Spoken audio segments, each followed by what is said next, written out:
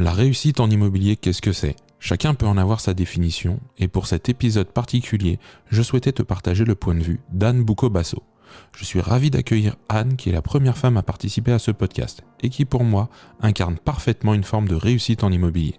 Dans cet épisode, tu découvriras son parcours, sa vision de l'immobilier, de l'entrepreneuriat, ses conseils et sa définition de la réussite au féminin. Je te laisse profiter de cette interview et te retrouve à la fin de l'épisode.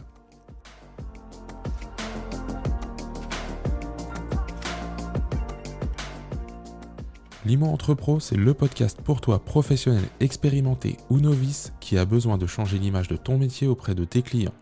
À chaque épisode, nous partageons ensemble un ou plusieurs sujets pour t'aider à avancer dans ton quotidien, pour qu'il te ressemble, qu'il soit aligné avec tes valeurs et surtout remettre l'humain au cœur de ce métier. Alors je te remercie de ton écoute et c'est parti.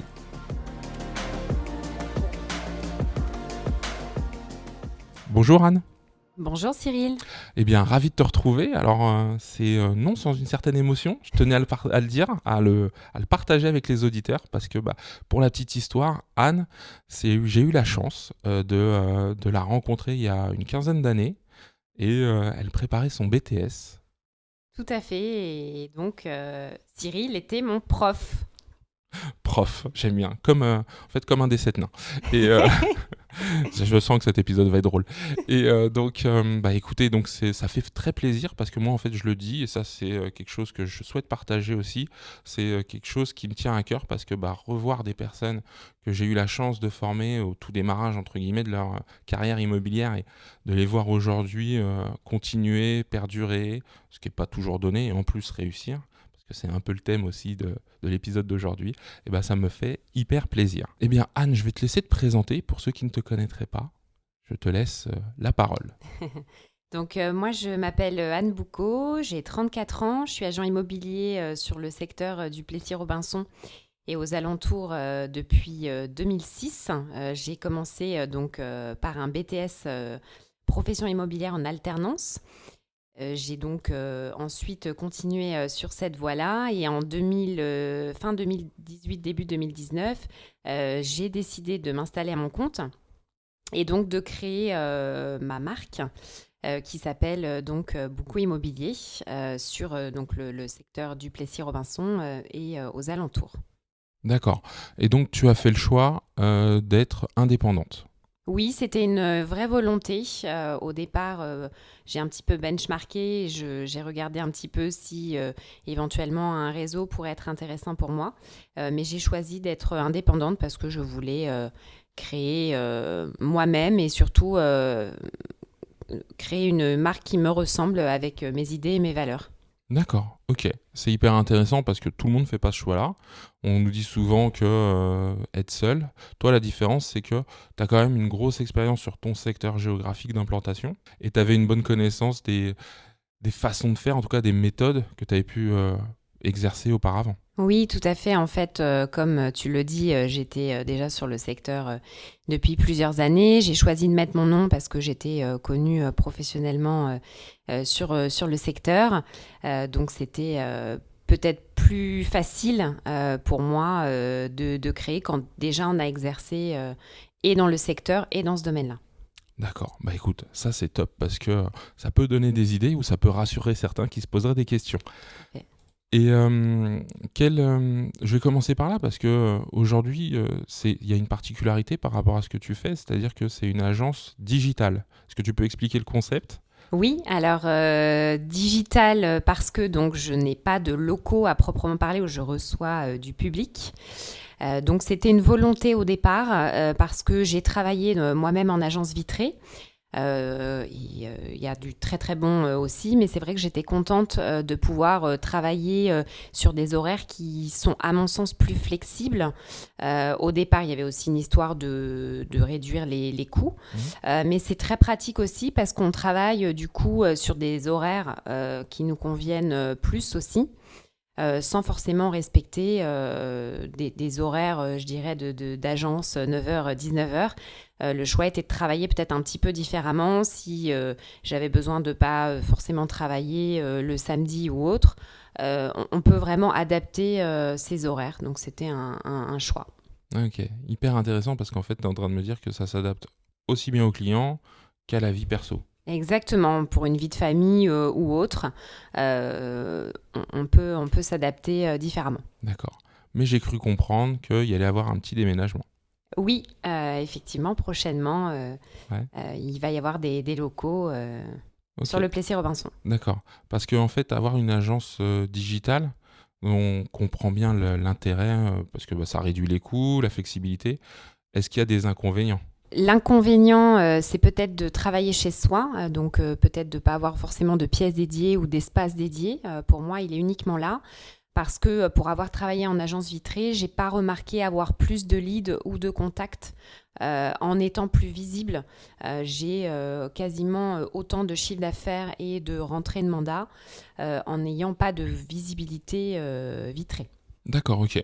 Donc oui, ça peut montrer que la vitrine et puis avoir pignon sur rue n'a pas forcément l'intérêt qu'on pourrait tous y porter. Et je crois qu'aujourd'hui, il y a beaucoup de personnes qui démarrent via Internet leurs recherches, leur démarrage de projet. Tout à fait. Donc ça répond, je pense, aux besoins actuels.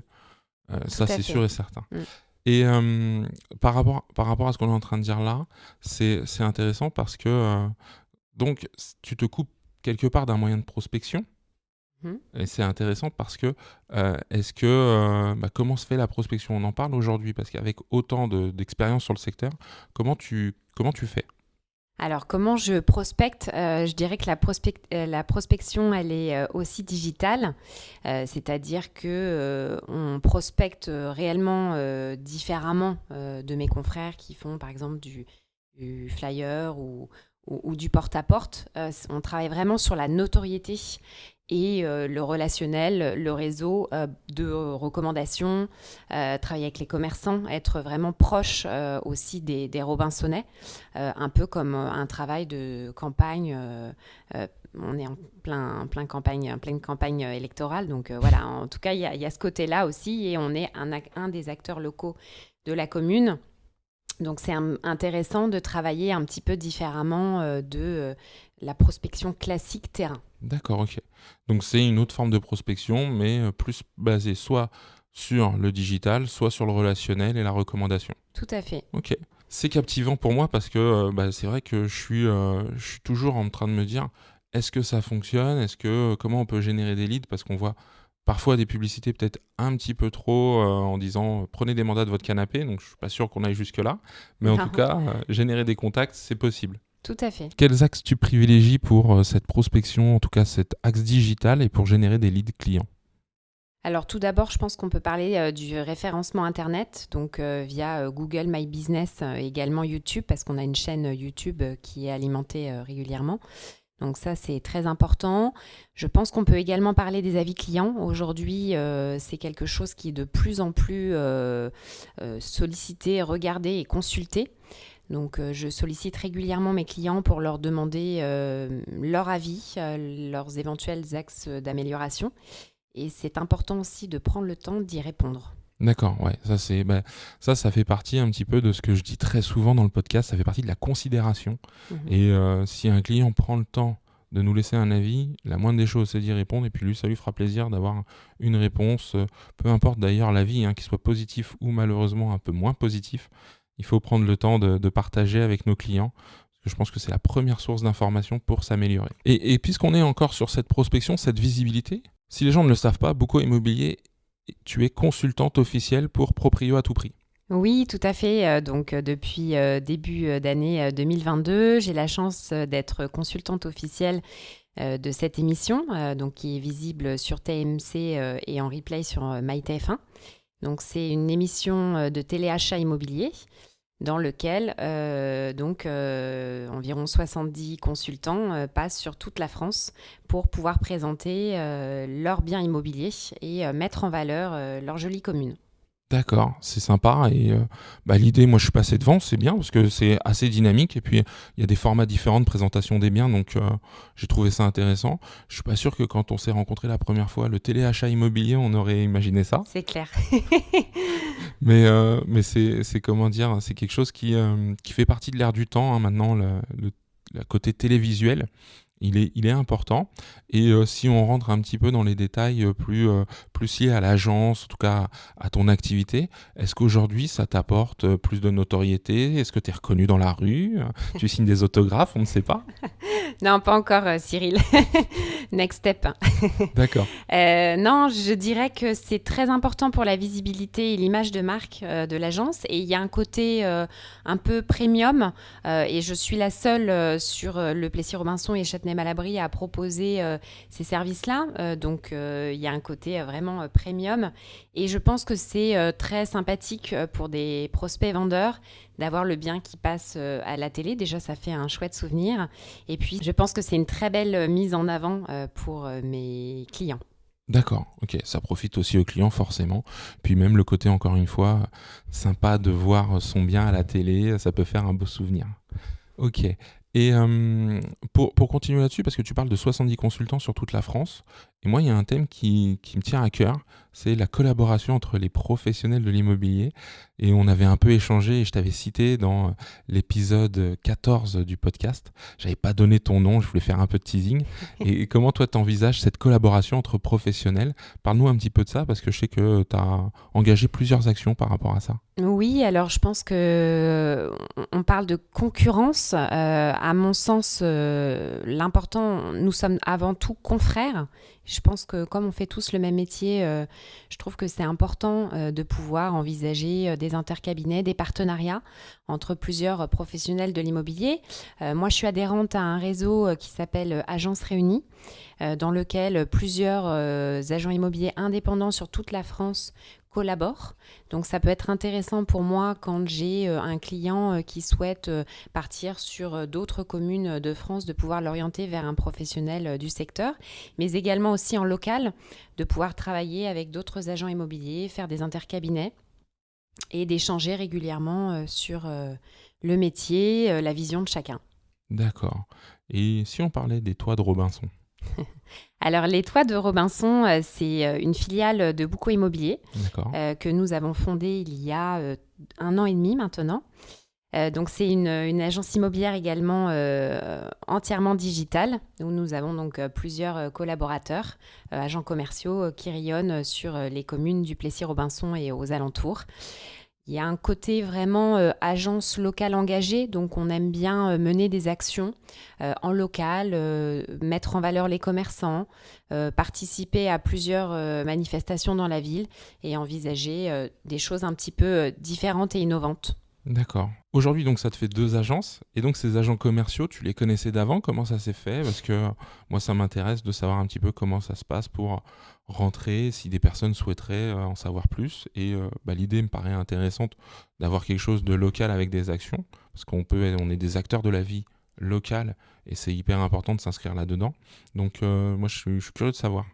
Alors, la marque Les Toits de Robinson l'a fondée donc avec mon mari David et également Laure Buisson, qui était un agent immobilier avec qui j'avais l'habitude de collaborer. Justement, on faisait beaucoup d'intercabinets ensemble dans nos précédentes structures, quand nous étions chacune salariées. Et on a décidé donc de monter cette marque ensemble. Donc, Laure fait partie, c'est vraiment la team leader, ça fait partie du pilier de cette structure. Et on a donc plusieurs agents commerciaux. On cherche vraiment des profils de personnes qui sont investies et qui sont dynamiques. Donc avec plaisir pour pouvoir, pourquoi pas, rencontrer et étudier toute proposition de candidature avec plaisir. Donc il y a un modèle également calqué sur les réseaux de mandataires, dans le sens où il y a une rémunération attractive qui est progressive. Ce ne sont que des profils agents commerciaux. D'accord, ok. Bon voilà, comme ça l'appel est lancé. S'il y a des personnes qui souhaitent envoyer une candidature ou déjà échanger avec Anne sur cette agence Les Toits de Robinson, on pourra faire le lien. Et puis de toute façon, tous les réseaux sociaux de Anne seront dans la description de l'épisode. Et au-delà donc de ce que tu fais en interne, entre guillemets, entre Bouco Immobilier et Les Toits de Robinson, tu travailles aussi avec les autres agents du secteur. C'était une anecdote que j'avais partagée. Je voudrais que tu repartages parce que tu la racontes beaucoup mieux que moi. C'était sur une concurrence avec un confrère. Et qu'est-ce que tu avais fait après cette concurrence? Et il avait obtenu le mandat. Alors ça, c'est pas gentil. Alors effectivement, il y a quelques mois de cela, j'ai été estimée un bien. Et il y avait bien évidemment une autre agence qui était également en concurrence avec moi. Et c'est l'autre agence qui a pris le mandat. Et même, bien évidemment, que j'étais déçue parce que on est toujours déçu quand on s'investit. Mais j'ai appelé mon confrère, en fait, je l'ai appelé pour lui dire, écoute, nous étions en concurrence chez Monsieur Untel et c'est toi qui as donc pris le mandat. Je voulais te féliciter, bravo à toi. Et du coup, sa première réaction, c'est qu'il était très surpris. Il m'a dit, écoute Anne, je te remercie. Il m'a dit qu'il savait même pas qu'il était en concurrence avec moi, mais qu'il me remerciait. C'est quelqu'un avec qui aujourd'hui j'ai des échanges réguliers. Et je pense que nous pourrons collaborer prochainement, pourquoi pas, sur d'autres biens. Donc je pense que c'est important déjà de se féliciter, de se rendre compte que on grandit tous et on peut se nourrir les uns des autres. On grandit tous via les expériences des autres. C'est une bonne chose aussi de savoir dire aux autres bravo. Je pense que c'est important de ne pas systématiquement se tirer dans les pattes et de comprendre qu'il y a un lien confraternel entre nous et que si le voisin réussit, c'est qu'il a des qualités. Et voilà. Ouais, mais je suis totalement d'accord avec ça parce que aujourd'hui, ce que je dis, il y a des groupes qui existent, j'en anime un et c'est dans le partage, je pense qu'on va s'élever. Et juste le fait qu'ils soient surpris, ça ne m'étonne pas. Parce que ça se fait pas. Et parfois, même les personnes plus proches ne nous félicitent pas, que ce soit au sein de l'agence ou les clients. Donc, le recevoir de quelqu'un qui, entre guillemets, était notre concurrent, c'est une marque, au moins, qui montre qu'il y a du respect. Et ce que je dis à chaque fois, mais de la considération du travail de l'autre. Avec un client, ça peut passer d'une certaine façon et le lien peut se créer et ça ne se crée pas avec nous et donc c'est comme ça. Ça ne veut pas dire qu'on ne doit pas travailler ensemble. Et c'était une anecdote moi qui me tenait à cœur parce que ce partage, c'est vraiment quelque chose qui est important, je pense, dans notre profession et qu'on devrait mettre encore plus en avant. Oui, tout à fait. Et je pense que la profession d'agent immobilier, le métier, c'est vraiment un très beau métier. Et je pense que c'est important de pouvoir agir de la sorte et de s'envoyer des free hugs. C'est sympa. Et je voulais continuer parce que il y a encore plein d'autres activités. Je rappelle que le thème, c'est une réussite au féminin dans l'immobilier. Et donc, il y a encore plein d'autres services qui sont proposés au sein de l'agence. Et avant de parler de ces services, parce que je crois qu'il y a de la gestion locative, vous lancez aussi dans du neuf, en tout cas vous proposez des programmes neufs. Qu'est-ce qui vous pousse à aller toujours plus loin ? C'est le besoin des clients, c'est aussi un besoin, vous, d'aller, de ne pas rester les deux pieds dans le même sabot. C'est quoi ? Alors, je pense que l'entrepreneuriat, on commence par une première étape et puis plus on avance, plus on a envie de continuer de cranter, de progresser. Donc effectivement, on a proposé, on a mis en place depuis peu le service de gestion locative, également l'immobilier neuf, et on a plein d'idées sur la suite. J'en dévoile pas trop, mais voilà, Il y a du on souhaite teasing. aussi, ouais, il y a un beau teasing, mais on souhaite voilà, continuer à être innovant et je pense que c'est important d'être et à l'écoute du marché et aux besoins du client. Donc voilà, service de conciergerie, un certain nombre de choses qui peuvent être mis en place, l'accompagnement de partenaires bien évidemment.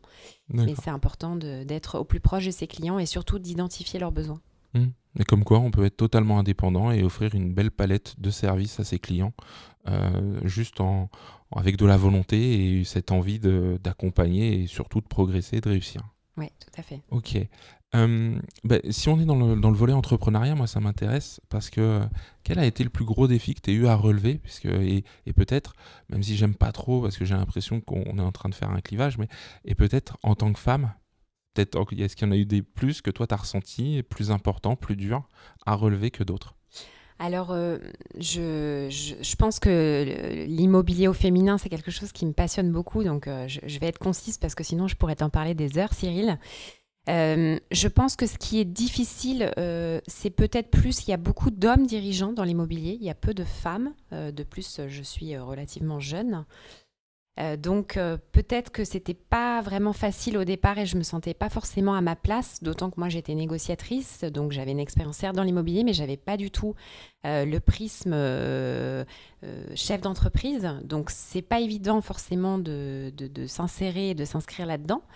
Mais j'avoue que ça me plaît beaucoup et voilà, je dirais que peut-être qu'au départ il y a plus des freins et des angoisses liées à cela. Je pense que voilà. D'accord. Et quel conseil tu donnerais? Parce que ça aussi, c'est un point important et j'aime bien le poser cette question aux invités. C'est quel conseil tu donnerais à une personne, homme ou femme, déjà on va commencer par là, qui voudrait se lancer, qui se pose des questions, que ce soit par rapport au métier, que ce soit par rapport à monter sa propre agence. Qu'est-ce que tu pourrais, toi, dire? Oser. Oser, l'audace, Il c'est faut, important. voilà, il faut être audacieux. C'est vrai que c'est important de pouvoir se dire un beau jour, il faut vivre ses rêves. Et je pense que quand on a une envie au départ de partir sur ce projet-là, il faut bien évidemment la poser, mais il faut oser. Je pense que c'est la première des choses. Je suis le premier témoin de ça, c'est-à-dire que moi, j'étais inquiète de me lancer dans cette aventure. Et je pense que c'est important d'être bien épaulé et de pouvoir vivre son rêve et de se dire qu'un jour, si on se voit sur tel poste, ça peu importe quoi dans la vie, où on a envie de se reconvertir ou de faire peu importe quoi dans la vie, c'est important d'oser. D'accord, ok. Donc, vous l'aurez compris, l'audace paye et apporte en tout cas une certaine sérénité. Et bah, écoute, on parle de réussite, réussite au féminin. Et bah, quelle serait toi ta définition de la réussite? Pas forcément au féminin, peu importe pour qui, mais quelle serait toi la tienne? Parce que c'est important de savoir. Et est-ce que tu l'as atteinte? Ou est-ce qu'il y a encore des marches à gravir? Non, il y a encore des marches à gravir, je ne suis pas encore au sommet. En tout cas, je pense que la réussite pour moi, c'est déjà d'être heureux, parce que ça passe forcément par là. Et comme on dit, il y a le dépassement de soi, il y a l'accomplissement de soi. Donc ça, je pense que c'est encore des choses où tous les jours j'apprends et je pense que le chemin est encore long. Mais je pense que d'abord, ça passe vraiment par la case bonheur, bien-être et être heureux dans sa vie quotidienne. Le côté professionnel, c'est important dans nos vies. Donc tu es en train de me dire que c'est ce côté pro et perso qui est important pour atteindre cette réussite et que l'un ne va pas sans l'autre. Tout à fait. Et par rapport à tes clients, est-ce que toi tu te sens plus sereine aujourd'hui? Parce que ça aussi c'est intéressant. On n'a pas trop parlé encore des clients, de ta relation avec eux. C'est comment tu te sens par rapport à ça? Est-ce que tu y vas avec des doutes encore? Non, pas du tout. Je pense qu'au contraire, je me sens plus accomplie aujourd'hui. Et les clients vraiment le ressentent quand je présente ma marque, je présente ma structure. Souvent, j'ai des beaux témoignages d'encouragement et je trouve que c'est très chouette. Alors, il y a le côté aussi entreprendre au féminin, parce que quand on est une femme et qu'on est une maman, il y a aussi tout ce côté-là à gérer. Il y a beaucoup aussi de pression, que ce soit de la société ou autour, hein. Il faut réussir à tout combiner, donc c'est pas évident. Mais pour en revenir aux clients, il y a beaucoup de beaux témoignages et de clients qui me félicitent et qui me choisissent justement pour ces valeurs et tout ce côté-là, l'entrepreneuriat, au D'accord. féminin ou non, mais voilà, les clients sont sensibles à ça. Et aujourd'hui, ils aiment consommer locaux, ils aiment consommer petit aussi, petite structure, proximité. D'accord. Et ils ressentent tout ça quand ils te rencontrent. Ben, Et, j'espère. et c'est quelque chose en tout cas qui transparaît dans leurs avis. Ok. Qu'est-ce qu'on pourrait souhaiter à Bouco Immobilier, à toi, pour, je sais pas moi, 2022, 2023 et encore après? Je souhaite pour beaucoup immobilier forcément de la prospérité, continuer à avancer et être toujours au plus proche et de mes clients, de mes partenaires et surtout évoluer, continuer à se nourrir des expériences et à monter en compétences. Ok. Eh bien, c'est parfait. Bah écoute, moi je te le souhaite. Je pense que les auditeurs vont te le souhaiter. En tout cas, on les invite à te suivre sur les réseaux sociaux et à te le souhaiter. Je te remercie Anne pour cet entretien. Ah bah, c'est moi Cyril qui te remercie. Je suis très honorée et ravie d'avoir partagé ce moment avec toi. Et bah écoute, moi ça m'a fait hyper plaisir, j'ai envie de dire la boucle est bouclée, Ouais. et donc au plaisir de te recevoir à nouveau, on aura certainement d'autres sujets sur lesquels on pourra disserter ensemble, et puis vraiment ça a été un vrai plaisir de te retrouver et de te voir comme ça. Plaisir partagé, Cyril. Merci à toi. Au revoir. Au revoir. Nous arrivons à la fin de cet épisode. Je tiens à remercier chaleureusement Anne et son mari David de m'avoir reçu et accordé cette interview riche de partage et d'authenticité. Si tu veux prendre contact avec Anne, je te laisse les liens vers ses réseaux sociaux en description. Tu l'auras compris, chacun a sa définition de la réussite et je t'invite à trouver la tienne, celle qui te fera te lever tous les matins avec l'énergie nécessaire pour l'obtenir et la dépasser. Et pour faire un premier pas vers cette réussite, je t'invite à rejoindre le groupe privé Facebook Limo Entre Pro pour nous partager ta vision. Si tu as un sujet qui te tient à cœur et que tu souhaites participer à ce podcast, envoie-moi un mail à l'adresse en description. J'espère que cet épisode t'a intéressé. Si c'est le cas, pense à t'abonner et à laisser un avis 5 étoiles pour permettre à ce podcast d'aller encore plus loin.